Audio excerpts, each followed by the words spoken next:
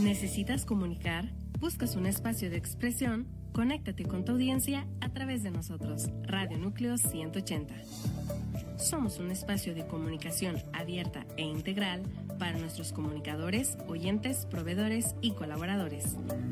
Contáctanos al teléfono 55 76 78 03 23, escríbenos a contacto@núcleo180.com o visita nuestras redes sociales @Radio Núcleo 180 y contrata ya tu espacio al aire. Comunicación con valor, Radio Núcleo 180.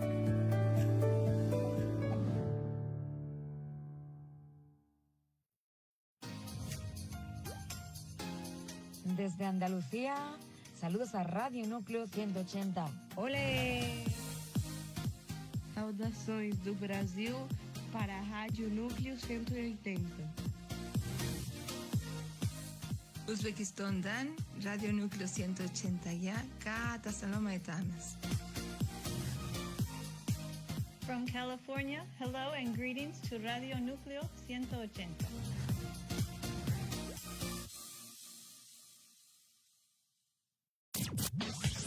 Estás escuchando Radio Núcleo 180, comunicación con valor.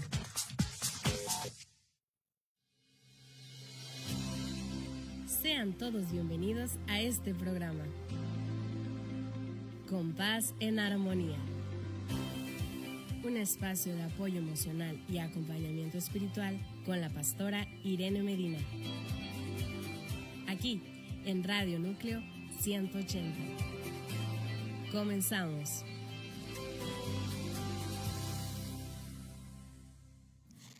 Muy buenos días. Gracias por acompañarnos en este su programa Con Paz en Armonía. Cada martes y hoy no es la excepción. Hoy traemos para ustedes un tema que creo que va a ser muy interesante y tan seguras estamos de que esto será de enorme bendición, que hemos tenido problemas técnicos. Discúlpenos, perdónenos por entrar un poquito tarde, no depende de la gente de cabina ni de nosotros. Ya sabe usted que la tecnología no tiene palabra. Así que, pues ya estamos aquí para poder compartir con ustedes este tema tan interesante que es el TBRI. Y bueno, el día de hoy, Ceci no está con nosotros, tuvo que salir de viaje, de comisión para un evento misionero allá en mi tierra, anda por allá, por Chihuahua. Yo me hubiera pegado para irme también. Pero no, el día de hoy estoy aquí con ustedes y en la mesa me acompaña Edith. Gracias, Edith, por estar aquí. Gracias por compartir lo que tienes, lo que sabes, lo que el Señor te muestra en este programa. Gracias. Gracias, Paz, gracias a Dios, gracias a todos los que nos están viendo por estar aquí en su programa Con Paz en Armonía. De verdad, siéntanse muy bienvenidos y gracias por compartir el programa, los programas que se han estado transmitiendo y que este no sea la excepción. Por favor, envíen este programa a aquellos padres, a aquellos cuidadores que lo requieren. Usted leyó muy bien en el POTS que tal vez la crianza la aplicamos, pero tal vez nos está faltando algo. Quédese de verdad en su programa Con Paz en Armonía. Este modelo que se les va a presentar es excepcional, es increíble. Vamos a poder trabajarlo juntos y usted siempre que participa enriquece mucho y nutre más este programa. Esperamos sus preguntas, sus comentarios, sus experiencias y pues bueno, una vez más, gracias por estar aquí y bienvenidos también a aquellos que se conectarán de manera diferida. Bien, pues el día de hoy vamos a hablar de un sistema de educación. Es una intervención relacional basada en la confianza. Y vamos a hablar de lo que se conoce como TBRI. Sabemos que en muchos hogares y en muchas escuelas o incluso iglesias existe una pregunta muy recurrente. ¿Por qué algunos niños, adolescentes o jóvenes parecen reaccionar de manera desafiante, de manera exagerada o incluso agresiva ante situaciones que aparentemente son simples? Tradicionalmente, pues tú lo sabes, Edith, se dice que estos niños son rebeldes, desobedientes o que tienen una falta de disciplina. Pero hoy vamos a hablar acerca de algunas investigaciones modernas en el tema de trauma, de apego, de neurodesarrollo. Y estas tres cosas han demostrado que detrás de muchas conductas problemáticas existen heridas profundas. Y bueno, la intervención relacional basada en la confianza, que es el TBRI, surge precisamente para responder a esta realidad. Y este programa o este modelo propone que antes de corregir una conducta, podamos comprender la historia que la produjo, es decir, por qué el niño o el adolescente están reaccionando como están reaccionando. ¿Qué pasó antes? Y la pregunta ya no es ¿qué le pasa a este niño?, sino la pregunta correcta sería ¿qué le ha sucedido a este niño? Desde nuestra perspectiva como hijos de Dios, esta idea resulta muy interesante porque observamos constantemente a Dios actuando siempre de esta manera. Dios mira más allá de las reacciones tuyas, de mis reacciones, de las acciones externas y observa la condición de nuestro corazón, observa la condición interna del ser humano. Así que vamos a empezar. ¿Cómo te sientes, Edith, trabajando este tema? Para nosotras también es nuevo, ¿verdad? Así es, Paz, muy nuevo, ya que lleva un proceso aún más complejo, diría yo, más de compromiso, más de conocimiento, pero sobre todo considero que más es del amor del Padre Celestial proyectado ante los cuidadores y los padres. Claro. Porque el amor que Dios nos habla en la carta a los Corintios, ¿verdad? ¿No? Que el amor todo lo puede, todo, bueno, usted lo sabe, cree, todo lo cree, espera, todo lo soporta. Así es, pero ya aplicarlo con un pequeño o una persona que requiere de esta confianza, de esta intervención relacional basada en la confianza, solo Dios y la ciencia, ¿verdad?, que Él ha puesto ahí, puede llevar a cabo el salvar, el sanar, el enderezar el corazón de esos pequeños y también el de nosotros. Sí, Paz, algo complejo, pero gracias a Dios que nos permite tenerlo y poderlo compartir el día de hoy aquí con ustedes.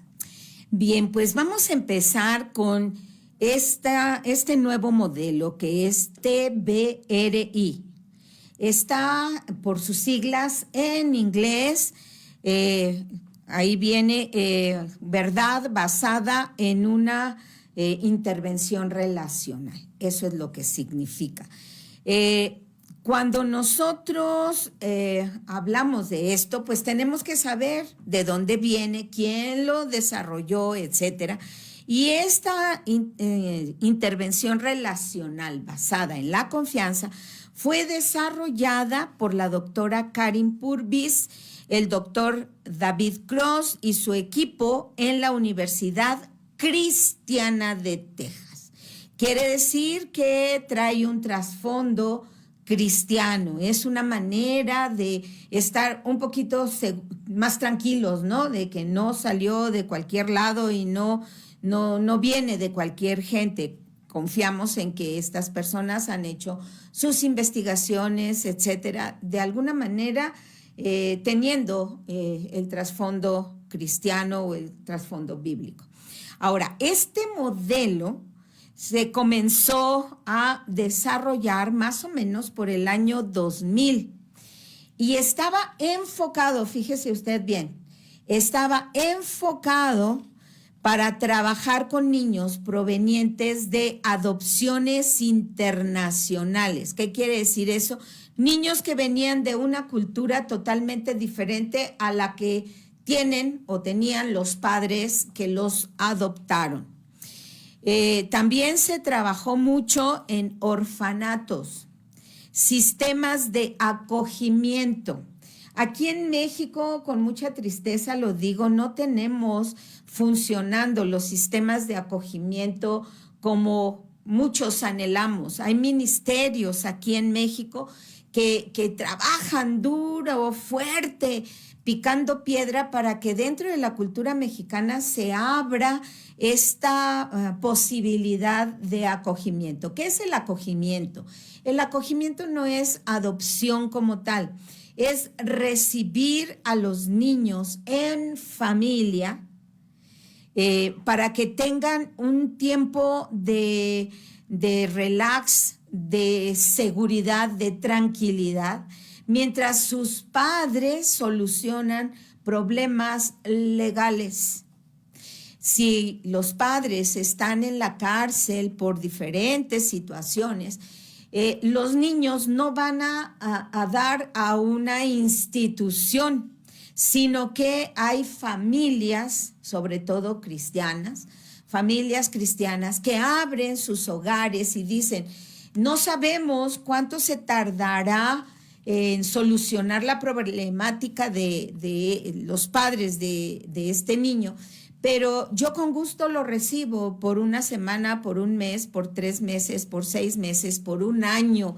No recuerdo, ¿tú recuerdas, Edith, cuál es el límite de acogimiento? Una proxy es de 1 año, pero depende mucho del caso de los padres, ¿sí? Si están en cárcel, si están enfermos, no es muy determinado. Y no hay parientes. Así, si no hay parientes o son migrantes, eso hace más complejo, pero sí, el rango es como de 1 año justo para que los que acogen, que son las familias que acogen a estos pequeños, no caigan en esa situación de creer que ya es para adopción y el niño también no se angustie más de que ya no va a regresar con sus papás, sino es darle el seguimiento constante. Sí, es que es un problema grande, pero aquí el objetivo es que los niños no lleguen a una institución. Así es. Que no sean sacados del entorno familiar, que muchas veces es terrible, y van a dar a una institución que los mantiene ahí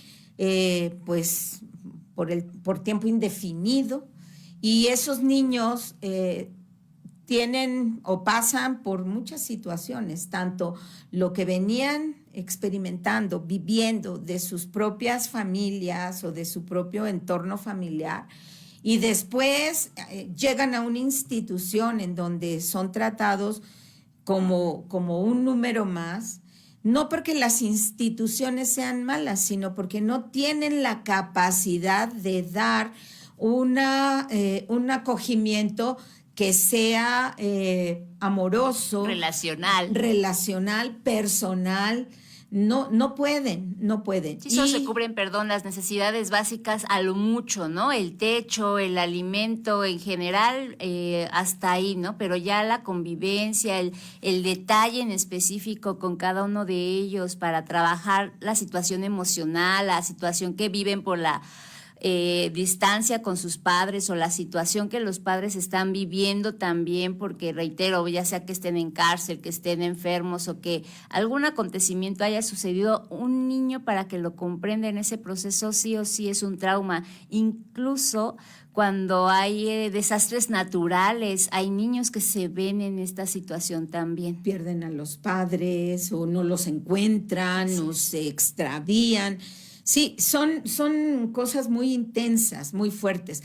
Entonces, el TBRI comenzó a desarrollarse por el año 2000, como les comentaba, y fue utilizado para trabajar con niños que venían de adopciones internacionales, o sea, cambios de cultura, orfanatos, sistemas de acogimiento, abuso físico, negligencia y abandono. Yo creo que hay más cosas, pero creo que estas son como las más importantes. ¿Cómo atendemos a un niño que fue abandonado? ¿Cómo atendemos a un niño que sufrió negligencia? ¿Qué quiere decir eso? Yo he escuchado de padres que ahora conocen a Cristo y están en el Evangelio y dicen, no tienen, pastores, idea lo que es el perderse en la droga por días y dejar a los niños en casa solos, sin alimentos, sin nada, simplemente la necesidad de consumir te saca a la calle y te pierdes por días o semanas. Y conocí el caso de una persona que teniendo a sus hijos no podía trabajar la adicción, hizo trato con sus vecinos, señoras vecinas, y les dijo, yo no puedo, estoy tratando de luchar, de dejar esto, pero no puedo. Si un día ven que no estoy, por favor les encargo a mis hijos, denles de comer, ellos ya saben lo que tienen que hacer, los grandecitos, para cuidar al pequeño. Dice, y yo cuando regrese, yo trabajo y les pago lo que hayan invertido mientras yo puedo zafarme de esta adicción. Hasta que conoció a Cristo, vino ese cambio, pero sus niños mayorcitos, obvio, tienen el problema del trauma por abandono, por negligencia. Y estas cosas son muy fuertes y muy difíciles de manejar. Ahora, los investigadores descubrieron que muchos de estos niños, es decir, los de adopciones internacionales, orfanatos, sistemas de acogimiento, los que habían padecido abuso físico, negligencia y abandono, no respondían a los métodos tradicionales de disciplina y de trato. Ahora, algunos adultos decían, se está comportando así porque es rebelde. Entonces, si es rebelde, hay que aplicarle una disciplina más fuerte. Y obviamente los padres adoptivos pues no pueden llegar a la situación de la corrección con la varita y eso de inicio porque son acusados de violencia física. Entonces, estas situaciones eran tan complicadas que muchos padres adoptivos terminaban regresando a los niños al orfanato o a la institución en donde esos niños, de donde venían esos niños. Así que nadie pensaba en las experiencias traumáticas que esos niños vivieron. Y a nadie se le ocurrió trabajar su conducta desde el enfoque de la herida emocional. Sanar primero y luego aplicar una disciplina que sea correctiva en el sentido de alinear las conductas, las actitudes, etcétera. O se iban totalmente al amor. Y ese amor, lo veíamos en programas pasados, si usted no los escuchó, vaya a YouTube o a Facebook y busque Radio Núcleo 180 y busque los programas anteriores para que pueda entender el equilibrio que debe haber entre la gracia y la verdad. Y entonces estos padres, al no entender cuál era la problemática emocional de esos niños, querían aplicar una disciplina más fuerte o se iban al amor sin restricción. Entonces los niños empezaban a abusar de ese amor, haciendo lo que querían y brincando toda la autoridad de esos padres. Pero ¿a qué vamos? Mira, en el primer libro de Samuel, en 1 de Samuel, capítulo 16, versículo 7, nos muestra cómo Dios puede ver más allá de la conducta. Y dice así, 1 de Samuel 16:7. Porque Jehová no mira lo que mira el hombre, pues el hombre mira lo que está delante de sus ojos, pero Jehová mira el corazón. Y cuando Samuel, es la historia de cuando Samuel fue enviado para ungir al nuevo rey de Israel, asumió que la apariencia física determinaría quién iba a ser elegido. Y entonces se fue, decimos nosotros, con el ojómetro listo.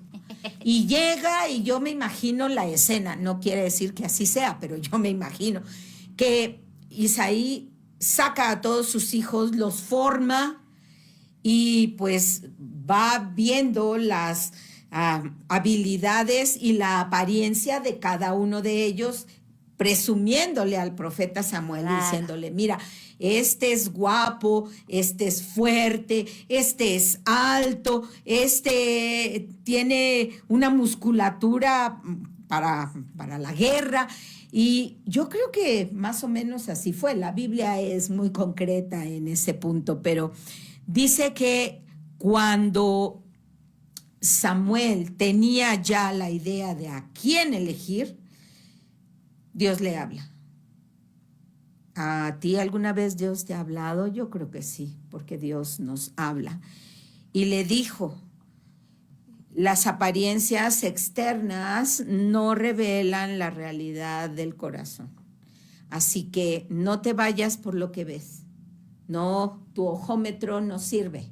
Yo te voy a decir cómo vas a manejar la situación.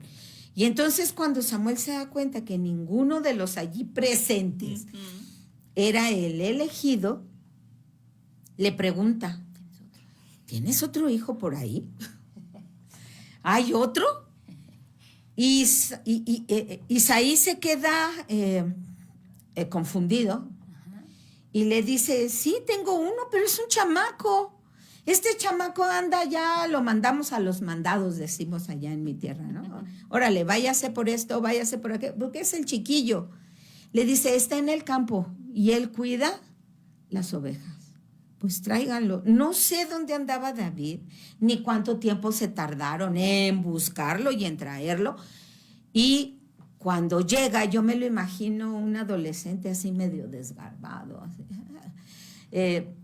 ¿Sí? ¿Quién me habla? ¿Qué? ¿De qué se trata? Y entonces Samuel se queda perplejo y dice en su mente, Señor, ¿estás seguro que es este?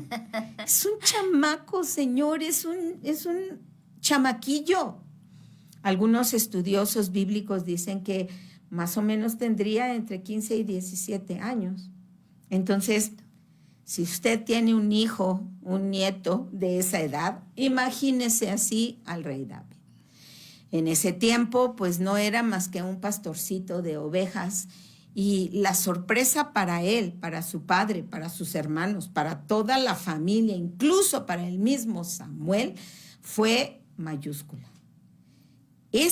Sí, pues hay que ungirlo, y lo ungieron. Yo no sé cómo te quedarías tú de sorprendida, de sorprendido de ver que llega el profeta de Dios a tu casa y te dice, uno de tus hijos va a ser elegido para algo grande, tiene una asignación poderosa. Ay, Señor, aquí te traigo a todos los que tengo aquí en la casa, ¿no? Y que te digan, ¿no tienes uno por ahí? Sí, el rebelde. Sí, el desobediente, el que siempre está causando problemas, el que siempre está en una situación difícil. No me digas que es ese. ¿Buscas a ese, Señor? ¿A ese buscas?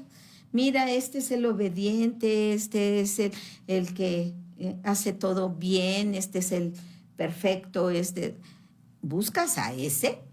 Sí, dice el Señor, yo no miro lo que está por fuera, yo miro el corazón. Ahora, nosotros necesitamos comprender el corazón del niño. Y al comprender la conducta de cada uno de nuestros hijos, o niños, o adolescentes, o incluso jóvenes, es una forma de comunicarnos con ellos, es una forma de comunicación y podemos aprender a identificar las necesidades emocionales que están atrás de las conductas difíciles. La mayoría de los padres han dicho frases como: tú no me obedeces, tú siempre haces berrinches, es que eres muy rebelde, eres muy necio, parece que lo haces a propósito. Pero, ¿sabes? La crianza basada en la confianza, que es el TBRI, propone una pregunta diferente. Háblanos, Edith, de esta pregunta que es distinta a las que siempre usamos.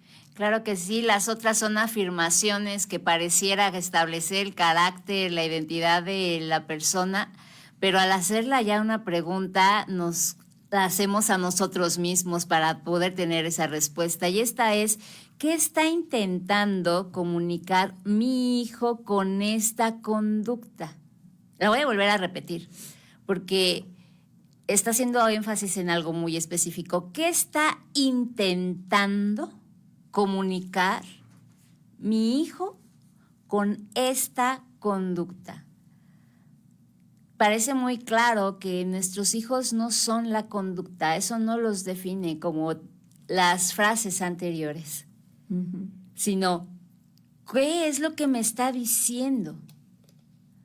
No sabe cómo comunicarlo, pero con esa conducta me está diciendo ayúdame, me está diciendo no puedo, me está diciendo me estoy asfixiando, estará diciendo no me siento amado, estará diciendo no tengo confianza, estará diciendo me van a volver a lastimar.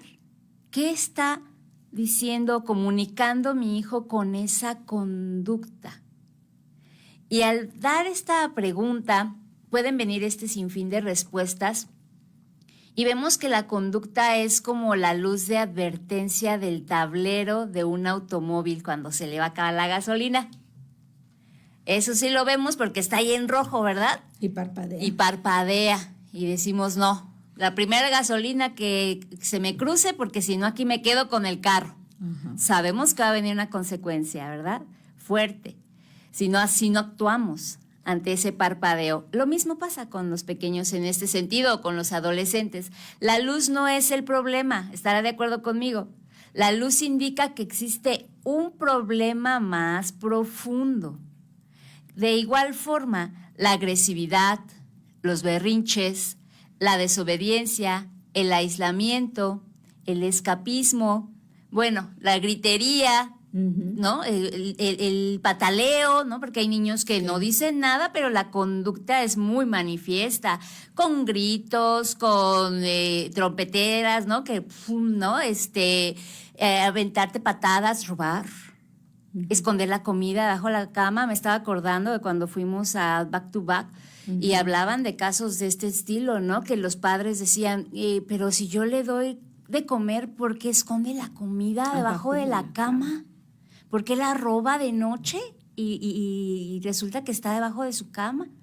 Pues justo por toda esa historia negligente de cuando no tenía, y aunque ahora puede ver muy abastecido, no se sabe hijo, no se pensar que en cualquier momento se puede otra vez llegar en la escasez, y es la conducta la que está diciendo, tengo miedo a que vuelva a quedarme sin alimento, y ahora soy yo el que me proveo. ¿Por qué? Porque el adulto que tuve a un principio no supo darme la seguridad para proveérmelo. Entonces, muchas veces estos son síntomas de una necesidad totalmente emocional. ¿Se da cuenta por qué es importante la situación relacional? No podemos hablar de manera generalizada. Cada pequeño ha percibido, o sus hijos, sus adolescentes, han percibido la vida de una forma que tal vez marcó un trauma, que para otros dirían, ay, eso no fue nada, pero para él o para ella sí lo fue y no lo habló, y es lo que hemos dicho N veces en algunos programas sobre el estrés postraumático no trabajado, que tarde o temprano se manifiesta con enfermedad psicosomática o con conductas de este estilo. Pero mire, Dios nos invita a mirar más profundamente y es aquí donde cada uno de nosotros como cuidadores, como padres, empezamos a tener este compromiso de profundidad, porque sí o sí, cuando el pequeño o el adolescente empieza a tenernos confianza y empieza a hablarnos ya directamente o identifica lo que le duele, y si nosotros no lo validamos, hemos perdido el primer paso, que ya lo iremos hablando muy a detalle.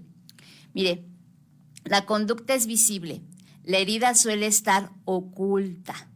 Voy a leer lo que es Jeremías 17. Espero que esto nos dé luz en el sentido de ver y comprender el corazón del niño y así también comprender nuestro corazón como lo ve Dios. Dice Jeremías capítulo 17, versículo 9. Engañoso es el corazón más que todas las cosas y perverso. ¿Quién lo conocerá? Dice el 10, yo, Jehová, que escudriño la mente, que pruebo el corazón para dar a cada uno según su camino, según el fruto de sus obras. Pero en el original, pronto a decir engañoso, dice torcido, y en donde dice perverso, dice enfermo. Si lo leo de esa manera o lo leemos de esa manera, vemos que no son berrinches, vemos que no hay que huir de eso, sino que Dios en su misericordia quiere enderezar nuestros corazones, incluyendo el de nuestros hijos, y sanarlo de todas esas heridas traumáticas. Porque si no lo vemos así como lo dice en el original, vamos a seguir pensando que es algo de lo que tenemos que huir, es algo que hay que quitar y arrancar totalmente, cuando es Dios el que quiere hacer el gran milagro, la gran obra, pero para eso tenemos que estar dispuestos. Mire, la base teórica del TBRI, la intervención relacionada y basada en la confianza, se integra sobre todo en el apego. Ya también hemos tenido programas que hablan de eso, sobre el apego. Y bueno, hay diversas áreas y vamos a aterrizar un poco más en lo que es esto de la teoría del apego, recordando que John Bowlby propuso que los niños necesitan relaciones seguras para desarrollarse adecuadamente. Si no las tuvo en un principio, bueno, aquí es donde empezamos a trabajar en tener conocimiento, que se nos enseñe, que aprendamos cómo poder generar un apego totalmente relacional y seguro. Cuando un niño experimenta protección, amor y consistencia, desarrolla confianza. Lo voy a volver a repetir porque estos son elementos del apego. Experimenta el niño protección, amor y consistencia, esto le va a desarrollar confianza. Pero usted y yo también sabemos que esto se resume en las necesidades básicas que Dios solamente puede cubrir: amor y aceptación, seguridad y validación. Si usted y yo lo hemos experimentado, podemos modelarlo y transferirlo también a nuestros hijos. Cuando experimenta abandono un hijo o una hija o inseguridad, desarrolla mecanismos de supervivencia. Ojo aquí, cuando se experimentan inseguridades y abandonos, usted podrá decir, pero es que yo no lo abandoné, pero es que yo le proveo de todo lo que necesita. ¿Le ha preguntado a su hijo o a su hija si realmente necesita ese Xbox? ¿Le ha preguntado a su hijo o a su hija si realmente necesita toda esa comida chatarra en su lunch? ¿Realmente su hija o su hijo necesita ese celular teniendo 10 años? A veces nosotros interpretamos que necesitan eso, pero cuando realmente nos hemos dado la tarea de preguntar qué es lo que necesitan o de observar realmente cuál es su verdadera necesidad. Y les recuerdo, es amor, aceptación, seguridad y validación. Estos mecanismos, vamos a identificarlos, pueden manifestar posteriormente de la siguiente manera: un control excesivo, agresividad, desconfianza, dificultad para obedecer. ¿Cómo se ve ese control excesivo? muchas veces llega la manipulación y son con rabietas, o pueden ser con chantajes. Es que tú no me quieres y por eso no me compras toda la tienda. Podrían decir todo eso, ¿no? Y uno por no estar presente, creer eso, cuando no es así, podemos caer en estos mecanismos y reforzárselos. Igual la desconfianza, esa agresividad y esa dificultad para obedecer. Hay fundamentos bíblicos sobre el apego. Si usted ha pensado, bueno, es que el apego es una parte teórica, psicológica. No, tenemos también citas bíblicas que respaldan esta necesidad. Dice, la necesidad de seguridad emocional aparece desde las Escrituras en el Salmo 131, versículo 2. Si usted tiene su Biblia, subraye este versículo, Salmo 131, 2, que dice, como un niño destetado está junto a su madre. Así David utiliza la imagen de un niño seguro y tranquilo para describir ¿qué? La paz espiritual. La seguridad relacional es presentada como un ideal de bienestar. Si meditamos en este versículo, un niño destetado junto a su madre se sabe seguro en los brazos de mamá, se sabe seguro ante el alimento que está recibiendo de parte de su madre, una madre diligente, una madre que conoce. Amorosa, cuidadosa. Cuidadosa, amorosa, como lo dice nuestra pastora, y que conoce cada uno de los llantos de su hijo, que lo ha observado y le cubre las necesidades de acuerdo a la edad que está viviendo. Por favor, si no vio los programas anteriores, véalos. Chéquelos. Ahí están muchas claves. Pero bueno, hemos hablado de trauma. ¿Qué es el trauma, Paz? Bien, el trauma. Mucha gente utiliza esta palabra con mucha ligereza. Es que estoy traumada. Sí. Es que este niño está traumado. Es que tal persona está traumada. ¿Verdaderamente sabemos qué es un trauma? Bueno, el trauma puede definirse como una experiencia que supera la capacidad de una persona para afrontarla adecuadamente. No siempre depende del tamaño del evento. Hay personas que podrán decir, ay, no es para tanto eso que te pasó. Bueno, no siempre depende del tamaño del evento. Depende de cómo la persona lo experimenta. Dos niños pueden vivir la misma situación y reaccionar de manera distinta. Cuando uno es niño y sufre un trauma, ahorita voy a dar ejemplos de traumas, cuando tú fuiste niño, cuando yo fui niña y experimentamos alguna situación traumática, no teníamos la capacidad de lenguaje para explicar lo que nos pasó o cómo lo estamos percibiendo. Qué fuerte es esto, porque es verdad, dos niños pueden vivir la misma situación y reaccionar de forma diferente.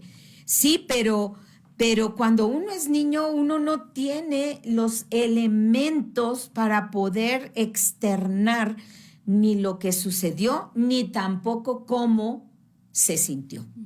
¿Qué es un trauma? Voy a darles ejemplos. Abuso físico. Y puede ser desde que te tocaron, hubo o no penetración, no importa. El abuso físico tiene que ver con que te obligaron a tocar, te obligaron a ver, te obligaron a hacer cosas que como niño o niña no estabas preparado para eso. Abuso sexual, lo que acabo de mencionar. El abuso físico es golpes, maltratos, castigos, jaloneos, palizas, encerrarte, como era antes tan común, en los cuartos oscuros. Conozco a una persona mayor muy cercana que a ella la metían en un cuartito oscuro en el internado donde estaba porque se hacía pipí en la noche y de castigo la mandaban al cuartito oscuro y había ratas y ratones en ese lugar, pero ella no podía ver, solo los sentía, cómo chillaban o cómo se movían. Ella quedó con un trauma muy fuerte por eso es abuso físico. El abandono también es un trauma. Es que mi papá se fue, es que no conocí a mi papá porque cuando supo que mi mamá estaba embarazada, nos abandonó. Es que mi mamá se fue con otra persona y nos dejó solos y por eso vivo en casa de mi abuela. Oh, qué fuerte. Violencia doméstica. Oh, ahí generalmente este tipo de niños en una casa, si viven con la abuela y ahí hay tíos y hay primos mayores que él, todos se convierten en los padres de esa criatura, ¿eh? Todos lo regañan, todos lo castigan, todos le pegan, todos lo insultan. ¿Por qué? Porque está viviendo violencia doméstica. Muerte de un familiar. Nadie le avisó, porque tenía 7 años, nadie le avisó que su madre murió. Nunca lo llevaron ni al velorio ni al entierro. Ya simplemente le dijeron, no, pues que tu mamá se murió. ¿Qué significa eso? ¿Qué es para un niño la muerte? Es terrible. Y cuando muere un familiar muy cercano al niño, el trauma es muy grande. Negligencia. Acabo de ver en las noticias, no sé si a ustedes les tocó ver, de una madre que fue sancionada con cárcel porque se salía y dejaba al niño encadenado, literal, con cadena en sus pies, en sus tobillos, a no sé qué cosa dentro de su casa. Pero la madre se tardó en regresar y el niño empezó a gritar. Y llegaron los vecinos y obviamente al verlo en la condición en la que estaba tuvieron que llamar a las autoridades y la detuvieron. Eso es negligencia. Negligencia es no tener comida lista cuando los hijos llegan de la escuela. No les andes dando lo primero que encuentras. Mira, si tu vida es muy ajetreada, cocina lo mismo para 3 días. Congela, refrigera y cuando tu hijo llegue de la escuela, si no te dio tiempo de cocinar algo nuevo, saca algo del refri, saca algo del congelador, pero no le digas, a ver, mira, te compré a la salida de la escuela unas papitas y unos chocolates y esto, para que no tengas hambre. O sea, eso es negligencia. El rechazo constante, quítate. Esto es muy común con los niños que tienen mala conducta. La gente adulta le dice, quítate de aquí, ya no te quiero porque eres grosero. Quítate, ya no te quiero porque eres desobediente. Quítate, no te me acerques, no te quiero por esto, por aquello. O la ley del hielo, ¿no? No hablarles a los niños, es horrible y el niño se queda congelado con la ley del hielo. O dejarlos con familiares o personas X y dejarlos horas o incluso días sin haberles explicado a dónde, por qué te vas o por qué. A veces es justificada la ausencia, pero el problema es que no se le dijo, no se le explicó y el niño se hace en su cabeza historias terribles. Ese rechazo constante. Yo recuerdo un caso aquí en la congregación, una mamá venía entrando con su chamaco tan latoso, pero latoso, y lo traía de la mano así, jalándolo porque no sé qué había hecho. Y me dice, pastora, ¿verdad que Dios no ama a los niños traviesos? Yo, gracias a Dios, todavía no sabía esto, pero la sabiduría del Espíritu Santo, me inclino a su altura, lo veo a los ojos, y el niño así, ¿no? Esperando mi respuesta. Yo tengo fama de ser una persona estricta, tengo fama de ser una persona fuerte, dura, pero Gracias. Hasta acá se escuchó. Gracias. Tengo fama de eso y sí lo soy, pero no soy una persona que no ame. ¿Sí me explico? Me puse a la altura de la estatura del niño y le digo, ¿qué crees? Y el niño así como esperando que yo reforzara lo que su mamá había dicho. Y la señora con el niño de la mano todavía ahí sangoloteándolo. Y le digo, ¿qué crees? Le digo que Dios ama a los niños desobedientes, a los niños berrinchudos, a los niños que se tiran en el suelo y hacen berrinche. Dios los ama, sí los ama. No tiene planes de que crezcan haciendo eso siempre, pero de que los ama, los ama. La mamá se me quedó viendo como diciendo, ¿por qué no reforzó lo que yo ya le había dicho? Y le digo a la mamá, tú y yo tenemos que platicar, porque el que sepas que tienes que disciplinar, educar, formar a tu hijo, no significa que lo rechaces o que le enseñes que Dios también lo rechaza. Le digo, eso no es bíblico, eso no es correcto. Dios nos recibe y nos acepta como estamos. No tiene planes de dejarnos así, por supuesto, pero eso invitó al niño a acercarse a Jesús. Y yo le dije, ¿quieres conocer a Jesús? Jesús te ama y Jesús te abraza. ¿Quieres conocerlo? Porque si tú lo conoces, Él siempre va a estar contigo y te va a ayudar a controlar esos berrinches y esas cosas. Yo no sabía nada de esto del TBRI, ni mucho menos, pero aprendes con la revelación del Espíritu Santo a decir lo que dice la palabra. O sea, a un niño nunca le puedes decir que por ser un niño con mala conducta, Dios no lo ama. Siempre Dios nos ama. Te ama a ti.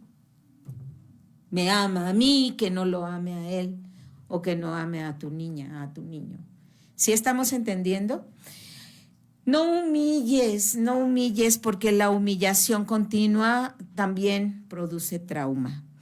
Clásico, ay, otra vez tú lo volviste a hacer, ay, para eso me gustabas, o sea, pareciera muy común, pero sin darnos cuenta hacemos bullying dentro de la familia y agarramos al más latosito, como si eso le ayudara a cambiar su conducta, pero no es así, le estamos reforzando el trauma. Le reforzamos el trauma. Bueno, voy a resumir los ejemplos de trauma. Yo sé que hay muchísimos más, pero digamos que estos son como los que brincan, los que sobresalen. Ejemplos de trauma, ya dijimos, abuso físico, que son golpes, abuso sexual, que tiene que ver con manoseos, etcétera. Abandono, violencia doméstica, muerte de un familiar, negligencia, rechazo constante y humillación continua. Ahora, el trauma en la Biblia, aunque no se usa la palabra trauma es lenguaje psicológico, pero la Biblia utiliza claramente las historias de los personajes bíblicos, nos muestran cómo ellos vivieron traumas y cómo sufrieron ante los efectos de ese trauma. Vamos a poner a varios personajes de ejemplo. José, todos conocemos la historia de José, el chamaquito consentido, el más chico de todos sus hermanos, era chismoso, le decía al papá todo lo que sus hermanos hacían, pues obvio que los hermanos lo rechazaban.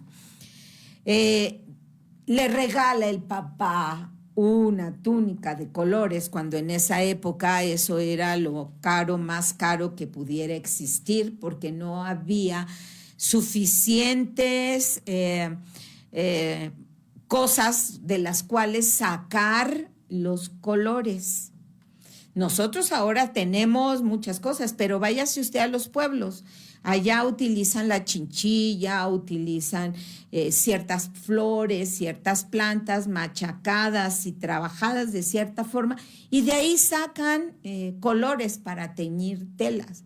Bueno, pues usted imagínese en un lugar seco, muy desértico, donde no había tantas plantas ni tantas cosas, ¿cuánto podría costar una tela teñida y no de un color?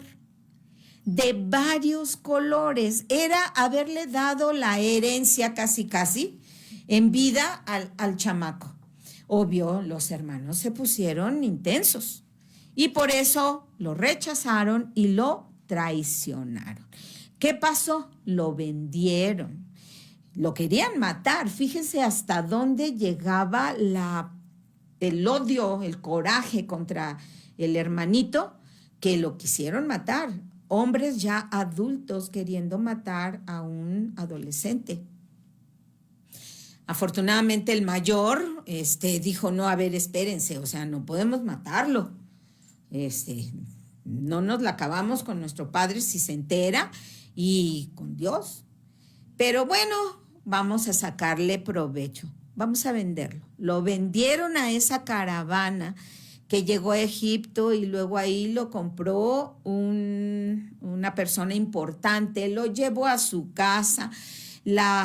Para esto ya habían pasado algunos añitos y el muchachito ya creció y se convirtió en un hombre guapo y fuerte, y pues a la señora le gustó. ¿Y qué dijo? De aquí soy.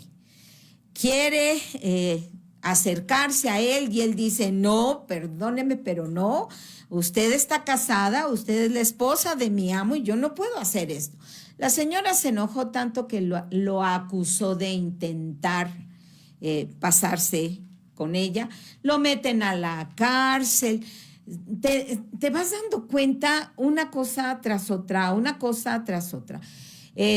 Ahí él siempre desempeñando correctamente sus labores, sus funciones, y se convierte en una persona de confianza ahí en la cárcel.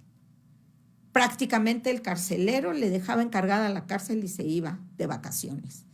Imagínense. ¿Qué pasó después? Pues por ahí pasa que interpreta unos sueños, la persona a la que le interpreta el sueño de ser restituido en su trabajo, se olvida de él, pasa más tiempo en la cárcel, rechazado, olvidado, traicionado otra vez y ahí él pensó que ahí iba a quedar. Por allá en algún momento este hombre se acuerda porque el faraón tuvo un sueño y se acordó, dijo, ¡ay! Se me olvidó que a mí José en la cárcel me interpretó mi sueño y se cumplió. Lo mandan traer, interpreta el sueño de faraón.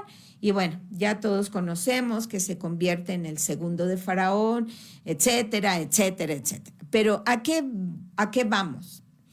Vamos a identificar los traumas, así de rápido.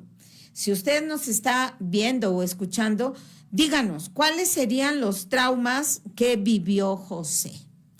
Yo te puedo decir que Génesis 37 nos habla claramente de esta historia y podemos así, rápido, ir sacando la lista de traumas. ¿Cuáles serían, Edith, algunos de estos traumas?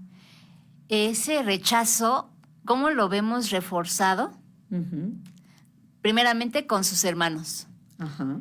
Después en la tierra de Egipto. Uh-huh. Después con el mismo Potifar, ¿no? Al no creerle. Uh-huh. Y vamos con la traición, también es otro, ¿no? O sea, fue traicionado por sus hermanos, fue traicionado por Potifar, fue traicionado por el copero. Sí. O sea, vemos cómo el trauma parece estarse reforzando, al igual que el abandono, uh-huh. El abandono de los hermanos. Imagínense a José en tierra egipcia, esperando que llegara su padre, que tanto lo amaba, al rescate. Pero él no sabía que sus hermanos le habían mentido al padre haciéndole saber que su hijo había muerto.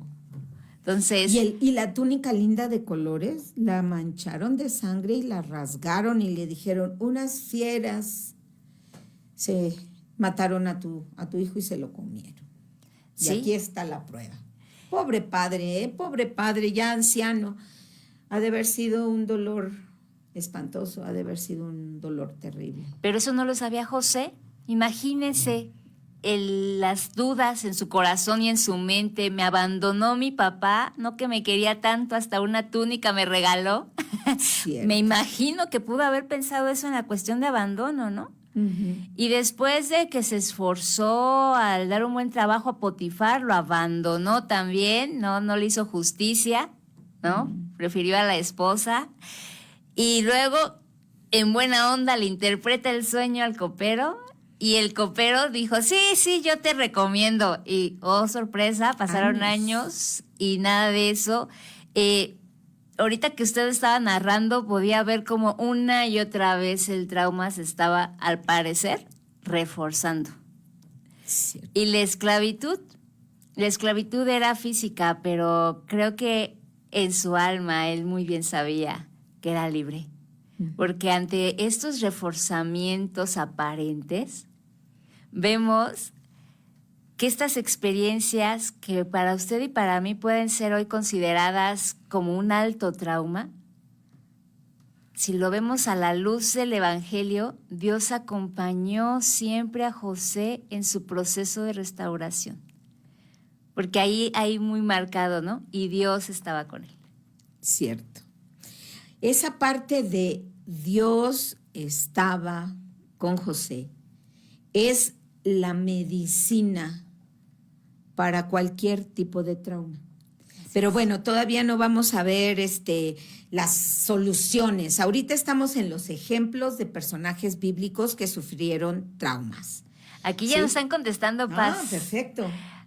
Gloria Castro dice, José padeció el síndrome de Caín. Sí, sus hermanos contra él. Sí, Dan BL. Ajá. Justamente eso lo veía en la escuela donde trabajé. Los comentarios de, ay, otra vez tú, nunca te portas bien, etcétera. Cuando yo estuve trabajando en la escuela me tocaba estar todos los días con todos los niños desde primero hasta sexto. Y sí, siempre hay algunos más latosos. Sin embargo, siempre hablaba con ellos antes de regañarlos. Y algunos niños abrían su corazón y decían que sus papás no los querían, que siempre los regañaban por ser latosos. Y te das cuenta que en lugar de regañar, puedes aclararles algunas cosas. Muchas gracias, Dani, porque eso nos hace reforzar cuán importante es darnos tiempo para escuchar cuando el niño, la niña o el adolescente nos abre su corazón. No siempre va a ser con todos, pero gracias, Dani, por sus comentarios. Gracias, Gloria. Y gracias a todos aquellos que nos han mandado saludos. Ya estamos aquí, ¿verdad? Aprovechamos. Guille Bolaños Martínez nos da los buenos días. Rosa María Sánchez Puente también nos da los buenos días. Radio Núcleo 180 nos está invitando a hacer preguntas, a escribirlas para darles respuesta. Dani ya nos había dado un hola. Julieta Palacios, buenos días. Que tengan un hermoso martes con lluvia de bendiciones.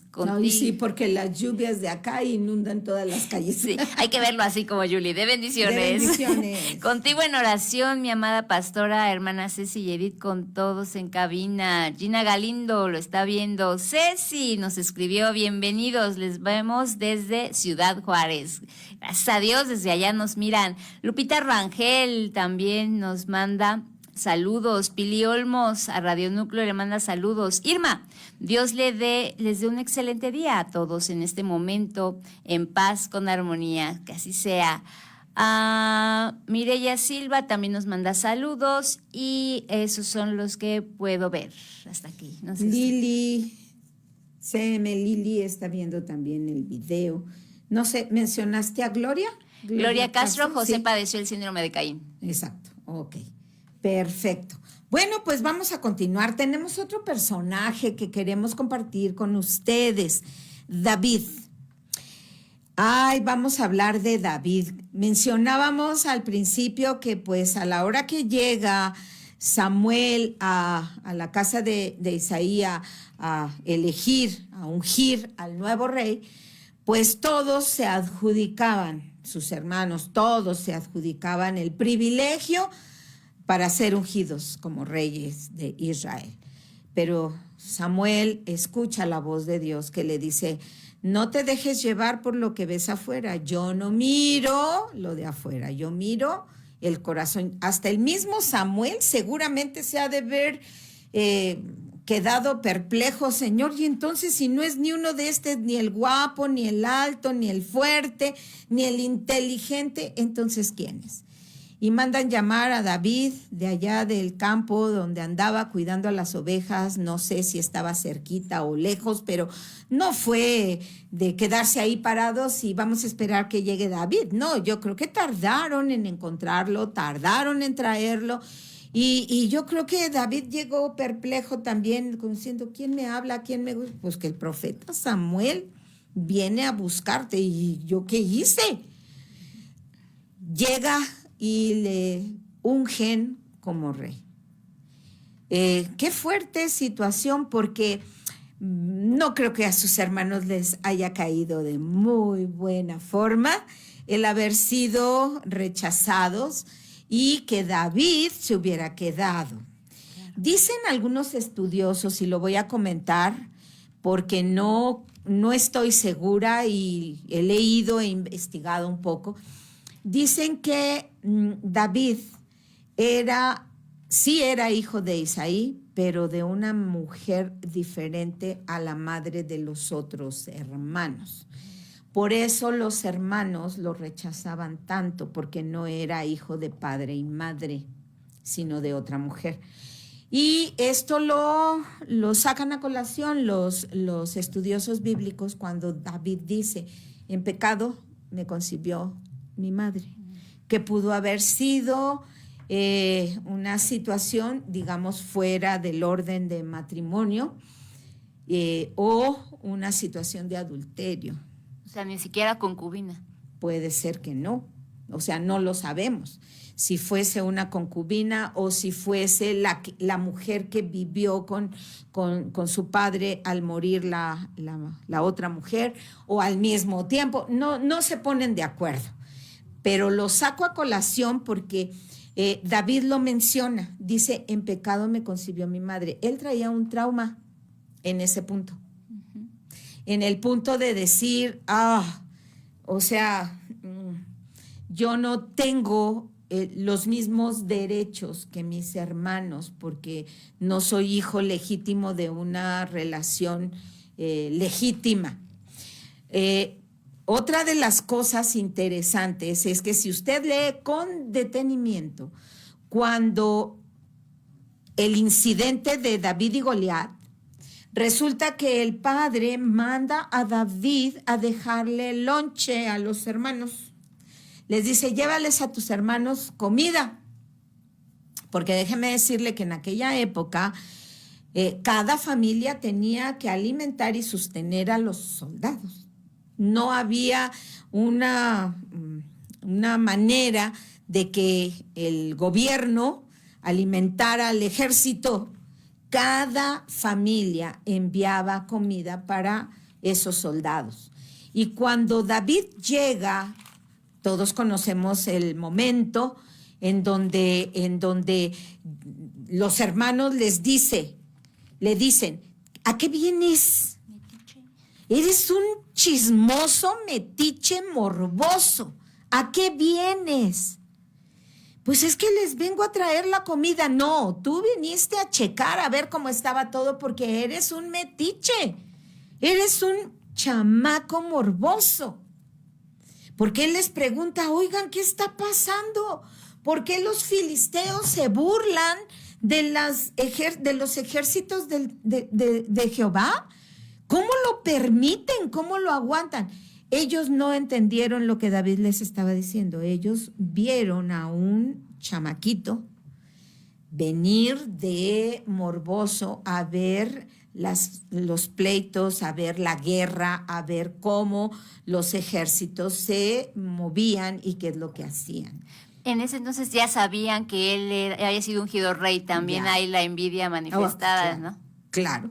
O sea, ¿tú a qué vienes? ¿A qué vienes? ¿Coronarte? ¿Vienes a coronarte? ¿Vienes a dar órdenes? ¿A qué vienes?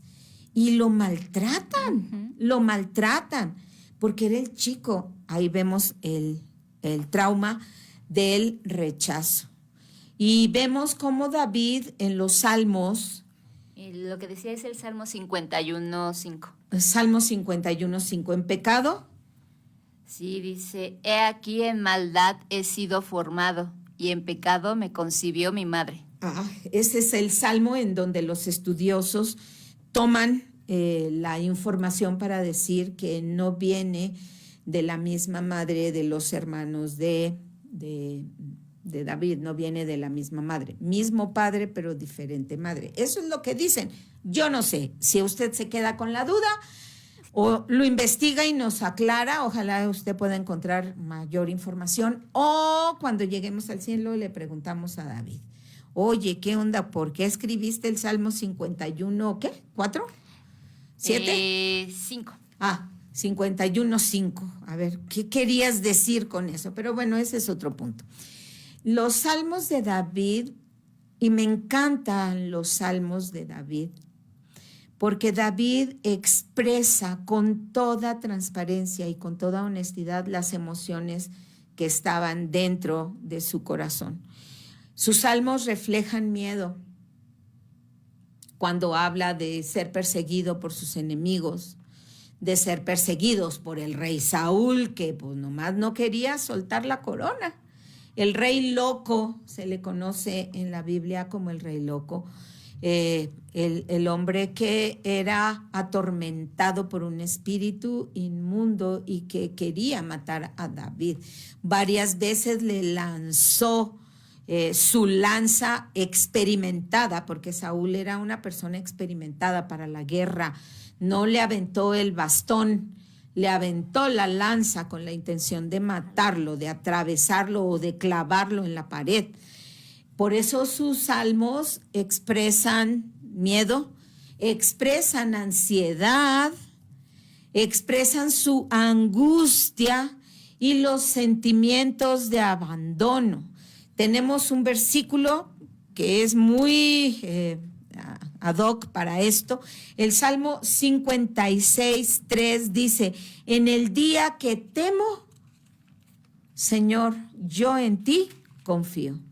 Y la Escritura, la Biblia, reconoce que las emociones difíciles existen. Dios nunca ha querido ocultar los defectos o las situaciones emocionales de los personajes bíblicos. Cierto, eran personas elegidas por Dios, escogidas por Dios para un propósito profundo, fuerte, poderoso, pero eso nunca quitó la parte humana, que tiene que ver con la historia que vivieron, los traumas que vivieron, la manera en la que crecieron o la manera en que nacieron, la manera en la que se desarrollaron. Ahí vemos en el transcurso de su vida, del desarrollo de su mismo llamado o ministerio, vemos ahí cómo se prenden las luces rojas de el miedo, la ansiedad, la angustia, los sentimientos de abandono. Y la Biblia reconoce eso, o sea, no lo oculta ni lo juzga. No le dice, a ver, David, o sea, ¿cómo? O sea, ¿no estás consciente de que yo estoy contigo? A ver, ¿por qué tienes miedo? ¿Por qué esto? ¿Por qué aquello? El Señor conforta el corazón y lo va llevando a madurar, lo va llevando a la sanidad emocional, hasta que Él se convierte en un hombre conforme al corazón de Dios. Qué maravilloso es ver en estos dos personajes una similitud. Ambos desarraigados de sus casas. de sus familias. Aunque tóxicas, pero desarraigados por la misericordia y el amor de Dios. No sé si se pudieron dar cuenta de eso, porque si uno ve el maltrato en un niño, en un adolescente, sale nuestra parte como salvadora, ¿no? Y quererlos adoptar.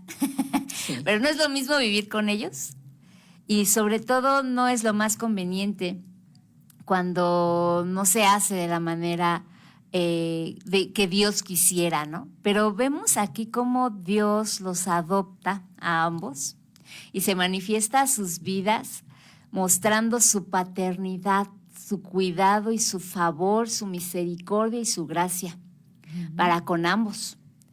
Ambos vivieron un desierto, ambos vivieron abandono, rechazo, miedo, ansiedad, angustia. En el caso de David me impresiona que a pesar de que vivía con sus hermanos y sabía hijo ilegítimo, si es que esto de los estudiosos que nos menciona Nuestra Paz es cierto, vemos a un David enfrentando a un Goliat sabido quién es Dios. Pero lo que sí no pudo soportar David y que dio rienda suelta a esas emociones, esa su debilidad, fue la persecución del rey, del ungido de Dios.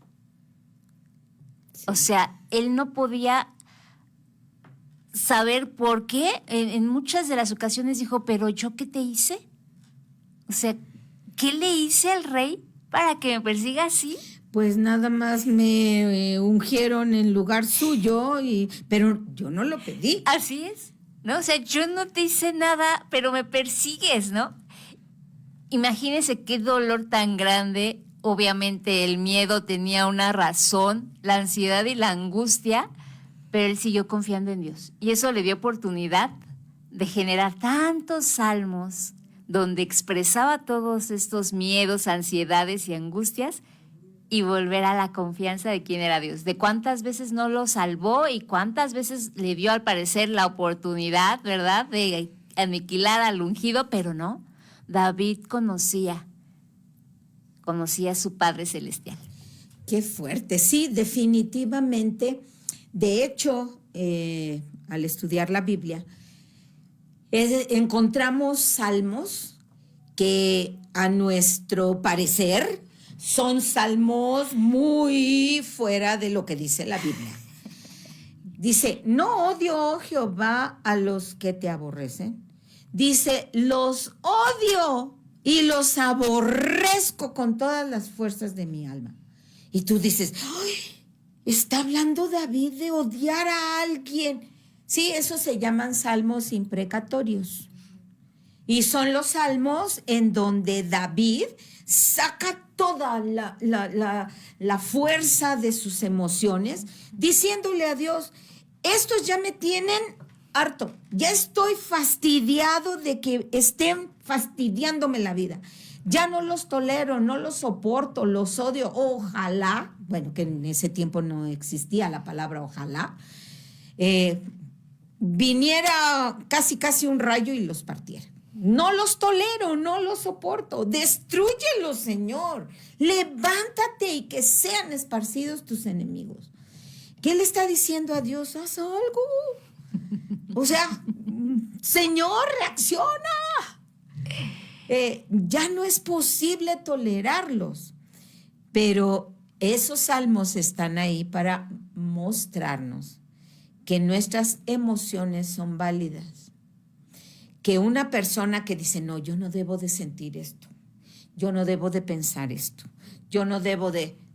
No dice que fuese y lo hiciese o que fuera y lo hiciera. Dice que lo pensó, lo sintió y se lo dijo a Dios. Eso es lo que tenemos que hacer cuando alguien está fastidiándonos la existencia. No quiere decir, ay, me callo y ya no digo nada.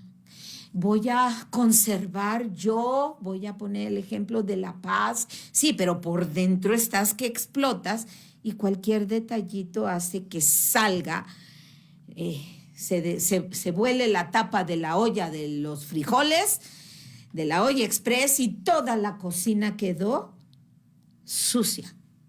Bueno, pues así pasa cuando ocultamos, negamos nuestras verdaderas emociones y sentimientos. No dice ve y regrésaselas, no dice ve y dales. No, el Señor no nos dice ve y haz justicia por tu propia mano. A través de los salmos, David nos enseña, ve y dile al Señor lo que sientes, ve y dile al Señor que ya no aguantas, ve y dile al Señor que estás a punto de explotar, ve y dile lo que piensas, ve y dile lo que sientas. Esa es una buena manera de manejar el trauma. Y bueno, los traumas de David no quedan solamente para antes de ser rey o después de ser rey. Sí, después de ser rey, la traición de un hijo. La traición de una tribu. Y ahí llega el momento en el que a manos de su hijo se pierden 10 tribus. 10 tribus se pierden. Y dices, ¿dónde están las 12 tribus de Israel? 10 perdidas. 2 son las únicas que se quedan acá, en el sur del país. Es que la ventaja de tener estas biografías, que no son autobiografías, porque cada quien nos pintaríamos como quisiéramos ser recordados, pero la biografía que la palabra nos muestra de los personajes, de los hombres ungidos que Dios usó, levantó y demás, nos muestran cómo unos superan los traumas y otros no. Si analizamos la situación de Saúl, por ejemplo, claro, obvio, a él no le pareció que por el pecado tan pequeño, porque él lo consideraba pequeño, hubiese sido destituido. ¿Y cuáles son los traumas de Saúl, Paz?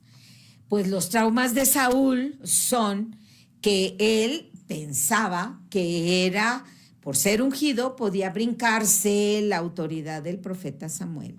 Y mira que Samuel lo amaba, porque la verdad es que lo lloró y lo lloró y lo lloró hasta que Dios le dijo, hasta que Dios le dijo, ya, deja de llorar a Saúl, si no, no puede venir el hombre conforme a mi corazón. Y Saúl tenía un complejo, no sé si de superioridad o de inferioridad atrás del de superioridad, porque la verdad es que él se veía en el espejo y dice la palabra que era más alto que todos los demás, o sea, tenía una estatura impresionante.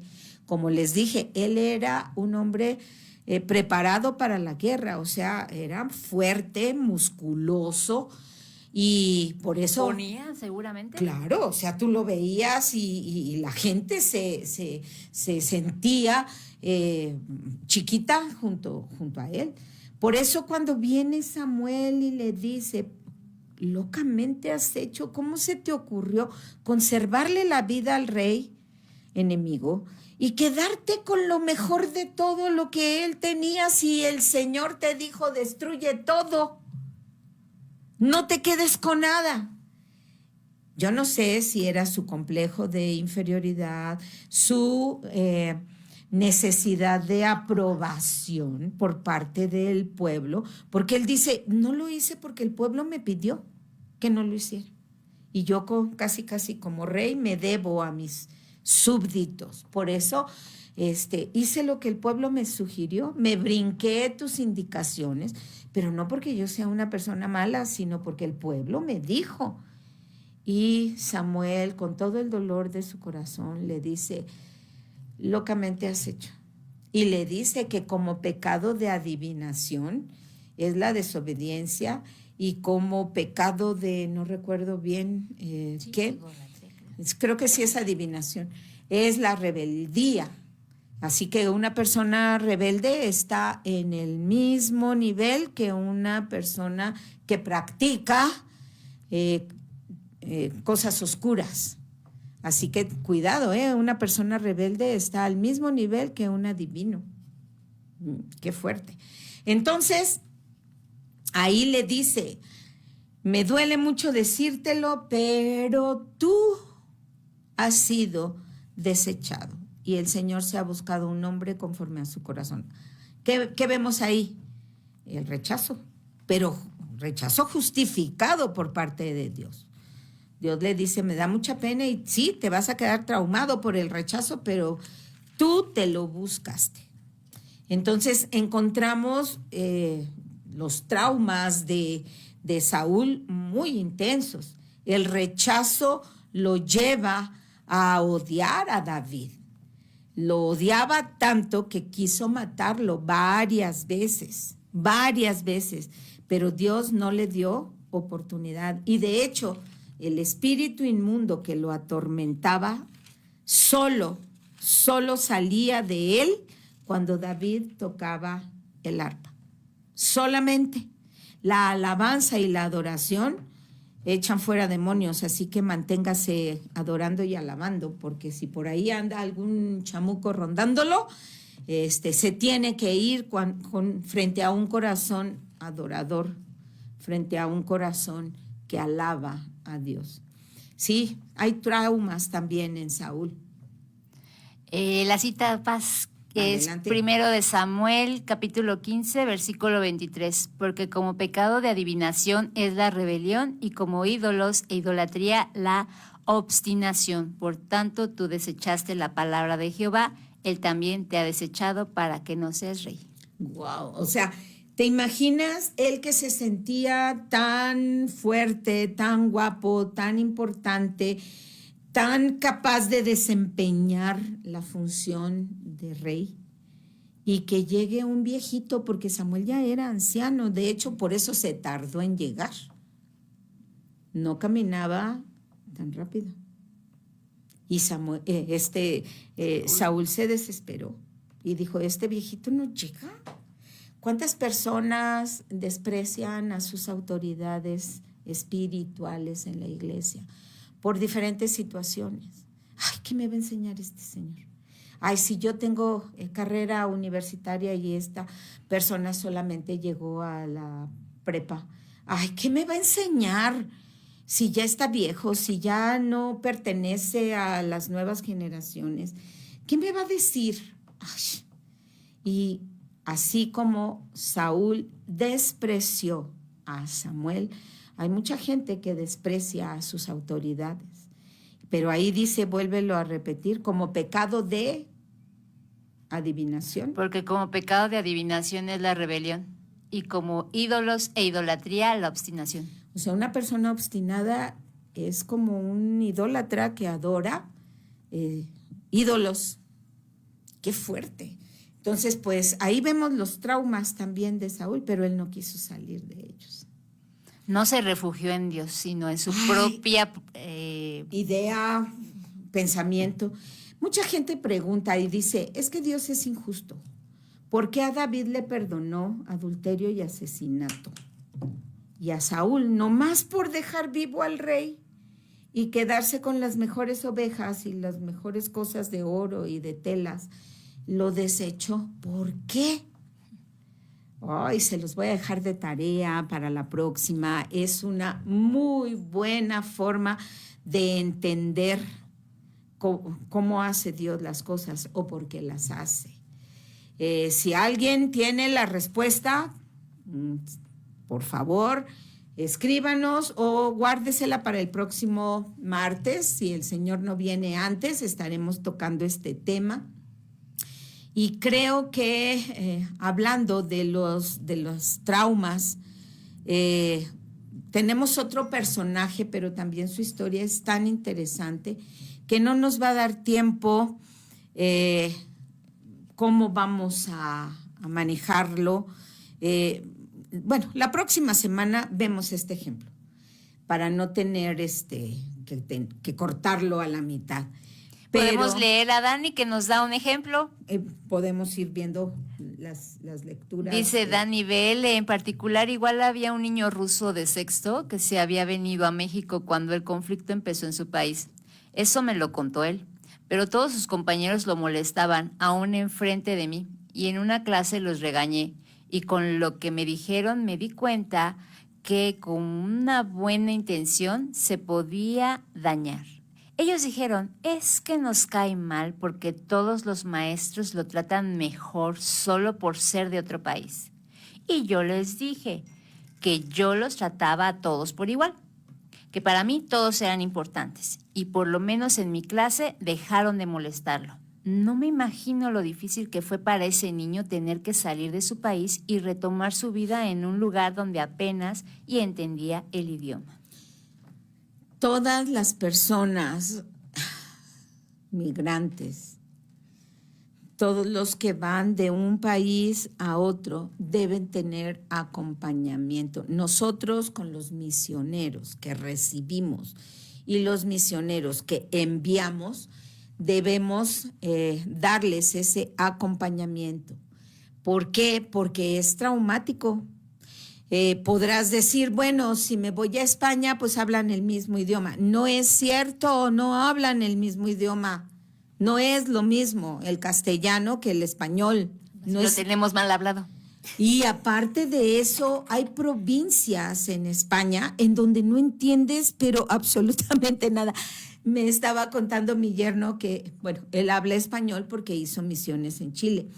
Y pues habla un buen español, digo, para ser alemán, habla un español muy bueno, ¿no? Se da muy bien a entender. Todavía hay cosas que no comprende, pero cuando hablamos de temas abstractos, le cuesta trabajo.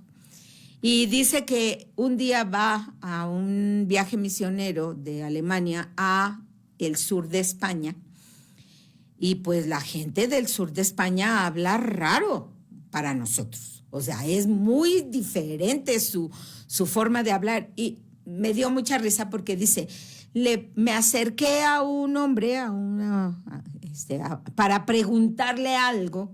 Me da la respuesta, no le entendí, le volví a preguntar, me volvió a dar la respuesta, tampoco le entendí, le pregunté por tercera vez, me volvió a dar la respuesta, no le entendí hasta que dije, ok, está bien, muchas gracias. Dice, y me fui con mi duda, porque no entendí nada. Hablan cortando las palabras, no pronuncian la última sílaba, se comen las eses. Es algo muy, muy raro, o sea, toda la S no la pronuncia, se la comen, la borran. Entonces, ¿a dónde vas? No es lo mismo, siempre habrá cosas muy diferentes en costumbres, ideas. Recuerdo a Prisi, que dice cuando fue a visitar a su hermana, no sé a qué provincia de España, que ella se casó con un español, y fue a visitarla. Y una señora, no sé si pariente o no, de su cuñado, le dice, a ver, niña, en el tono español, ¿no? ¿Tú cómo te llamas? Y ella le contesta, Priscila. ¡Ah, qué nombre tan feo el tuyo! Priscila, ¿qué es ese nombre tan feo, tan horrible? Y le dice ella, ¿y usted cómo se llama? Jacinta. Ese es un nombre fuerte.